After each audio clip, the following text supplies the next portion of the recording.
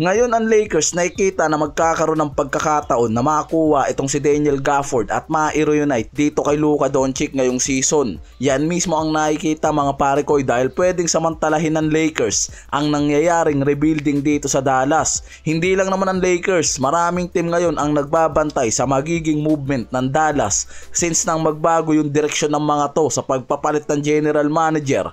Yan mismo ang nagbibigay ng bagong vision o direction sa Dallas. Ayon sa ilang mga report, ang Mavericks kasi nagkaroon ng pagbabago sa ownership structure. May bagong decision maker na maaaring may ibang perception sa kung paano makakapag-rebuild ulit yung mga to para sa long term na.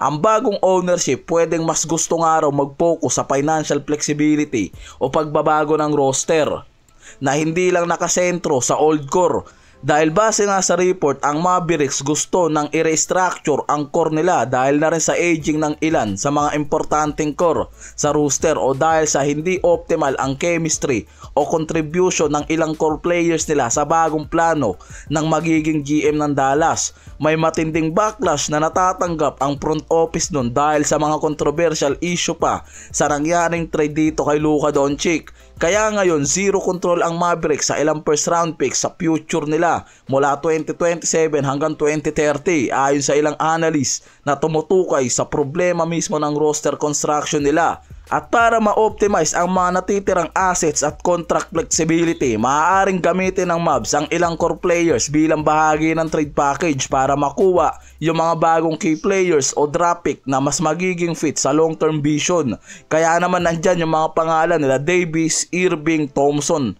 Ang Lakers nagsisimula ngayong season na mas maayos naman talaga ang front court pero nakikita na kulang pa rin yung mga to pagdating sa interior presence. Kailangan pa rin nga raw ng mga to ng big man na support mula sa lob finishing, paint defender at makakapagbigay ng verticality dahil may DeAndre Ayton na sila sa starting center. Maraming mga analyst ang nagsasabi na hindi ito yung ideal big man na partner kay Luka, Reeves at LeBron dahil hindi gaanong vertical lob finisher itong si Ayton. Dahil kay Luka, ang Lakers kailangan nga raw mag-surround sa kanya ng mas fit na pwede nga raw kasama na mag-e-exploit sa loob at labas para maging ganap sila lalong contender. Kaya ang Lakers patuloy pa rin talaga yung paghahanap ng paraan para makakuha ng isang big man na suporta at magpapalakas palalo sa front court. Love threat partner dito kay Luka, Reeves, LeBron. Ang Dallas dati si Gafford ang naging partner ni Luka. May chemistry sa pick and roll at lob finishing. Si Gafford ang may katangian at versatile na hinahanap talaga ng Lakers. May athleticism at rim running ability. Kaya niyang tumakbo sa open lane, tumanggap ng lob pass at mag-finish. Mataas yung field goal percentage sa ilang stint sa Dallas. Ibig sabihin may efficient sa loob rin yan. Malakas yung defensive presence sa paint. Maaaring maging suporta sa interior defense ng Lakers na kailangan talaga nila para sa playoff push. Si Gafford kasi ngayon may kontrata sa Mavs na 3 years extension na humigit kumulang 54 to 60 million.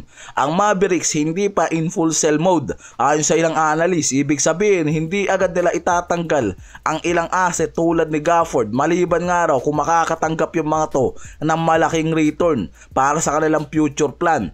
Ang Lakers kailangan magbayad ng sapat na package, players, picks at salary match, kaya magiging trade negotiation ang mahalagang bahagi para makuha to at magkaroon ng maayos na negosasyon, lalo na ngayon na nasa rebuilding na ang Dallas na magiging pagkakataon dito sa Lakers. Sa kabilang dulo naman, ayon sa NBA.com, ang Lakers umaasa na makabalik nga raw agad itong si LeBron mula sa injury issue at inaasahan din nga raw dito kay Lolo Bron na mas gagawin nito ang roster complete para sa season na to. Ibig sabihin, magiging mas malinaw na contender nga raw ang Lakers sa pagbabalik ni Lolo Bron. Yan yung inaasahan dyan. Nakikita kasi na kapag buo ang star trio ng Lakers mula nga dito kay Luka, Reeves at LeBron, mas mataas ang inaasahan sa kanila, lalo na sa pagiging contender. Kahit gusto ng team ang mabilis na pagbabalik ni LBJ sa lineup, may mga report na ang coaching staff cautious pa rin at hindi gustong pigilin ang buong season o career ni LBJ para lang madaliin. May mga analyst naman na nagpapaalala na ang sistema ng Lakers nagpapakita ng kakayahan kahit wala nga raw LeBron, kaya ang pressure mas mataas. Kailangan bumalik si LeBron at maging fit agad, hindi lang bumalik basta-basta. Ang Lakers may malinaw na rason para madalain nga raw yung pagbabalik ni LeBron. Malaking bahagi ito ng kanilang plano para sa pag-contend sa Western Conference at para sa championship ambition nila. Kasama rito yung pag-maximize ng roster, pag-leverage ng veteran skill at pagsasamantala sa momentum habang si LeBron papasok sa twilight ng kanyang karir. Yan yung pinakadahilan kung bakit gusto na rin ng Lakers na makabalik agad itong si Lolo Bron sa lineup nila as soon as possible mga pare koy.